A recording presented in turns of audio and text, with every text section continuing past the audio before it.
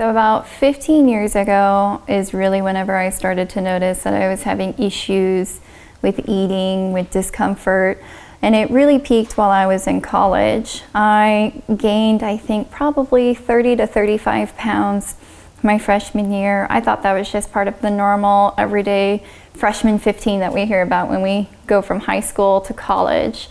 But I really started to know that it wasn't just me overeating, I was eating and feeling really uncomfortable. And my first year, particularly around November, Thanksgiving time, was when I noticed that this was not normal. Something was wrong because I ballooned up and you could see my distended belly, but you could also see my rib cage from the front and from the back. So I got super concerned with that something wasn't right. So at 20 years old, I had my very first colonoscopy, very first endoscopy. Nothing came out of it. You know, I thought it was just, I had IBS and that was it. But things still didn't feel right. Something in me just didn't feel like it was working cohesively. I felt like I was continually fighting myself, not just physically, but also mentally. Anytime I eat, I just kind of have this brain fog, didn't feel great. And I saw a gastroenterologist here in Manhattan that really upset me and really was my kind of push to get away from gastroenterologists and see if anybody in Kansas City could help me. Because I had my second colonoscopy, my second endoscopy. I woke up out of anesthesia because they were being a little aggressive with pulling out the scope.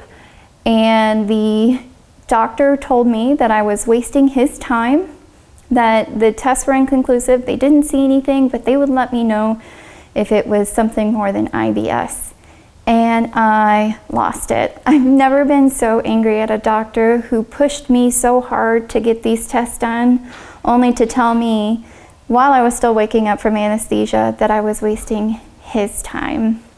And that really made me lose faith in gastroenterology as a whole. Gastroenterologists, they can be helpful, but not really all that helpful. I had an assistant to a gastroenterologist tell me that I had SIBO. And I thought, okay, so I have SIBO. I've done some research. I found out that it's, a side effect disease, and there is something that usually causes it. But I could never figure out what caused it. I went to Kansas City hoping they might have some different answers for me since I had that positive SIBO test. They wanted to run a bunch of different tests to see if I had Crohn's disease. They wanted to do some of the pretty invasive tests where I'd swallow a camera so they could see what the inside of my digestive system looked like. But it didn't really feel anything different other than I ate food, I didn't feel right, and when I would fast for a day or two, I felt fine. And it had gotten to a point this last summer that I was reaching a point where I was bloated all the time, I was uncomfortable all the time. The doctors in Kansas City couldn't do anything for me. They just told me to eat fiber and cut out the stuff that made me feel worse. And I did that, and I started adding in fiber, and I was still feeling super sick. I was feeling sick on sugary foods. Anything that had natural fiber in it I was eating was feeling pretty awful. So I had reached a point where I was ready for a Hail Mary, and I thought if I got an allergy test done, maybe it'll tell me that I've got something. And a coworker of mine actually recommended that I try Dr. Baxter here for the functional medicine, and I said, why not? I'm ready for a Hail Mary. If it works, it works. If it doesn't, I'll just live with whatever the consequences my body tells me it is. I started seeing Dr. Baxter in early September, had my consultation. The day that I left my consultation, I had a food allergy test ordered. I had a take-home test that I could do and turn that in whenever I was ready.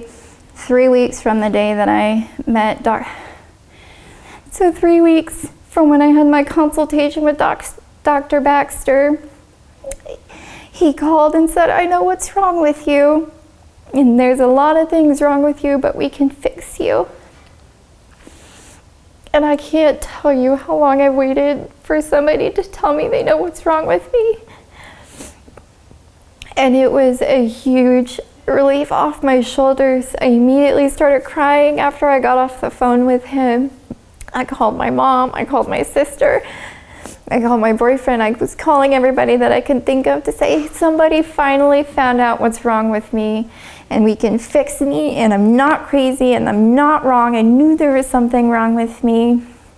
And it has been such a life-altering past few months. I really started to feel the effects of treatment towards the first of the year, and for the first time in my life that I can think of, I don't have pain when I eat, I don't have bloating, I don't have discomfort.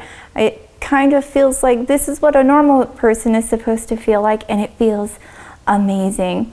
And it was as simple as I had a dairy allergy. And the dairy allergy was so significant, it was causing an imbalance of everything in my gut, and I couldn't keep up with everything that was going on. And Dr. Baxter just listened to me.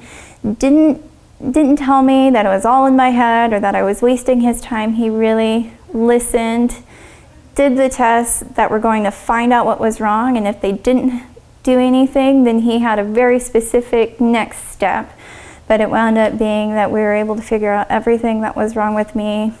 And in 3 weeks, I went from I have no idea what's going on to I know what's wrong with me, and now we have a game plan on how to fix it.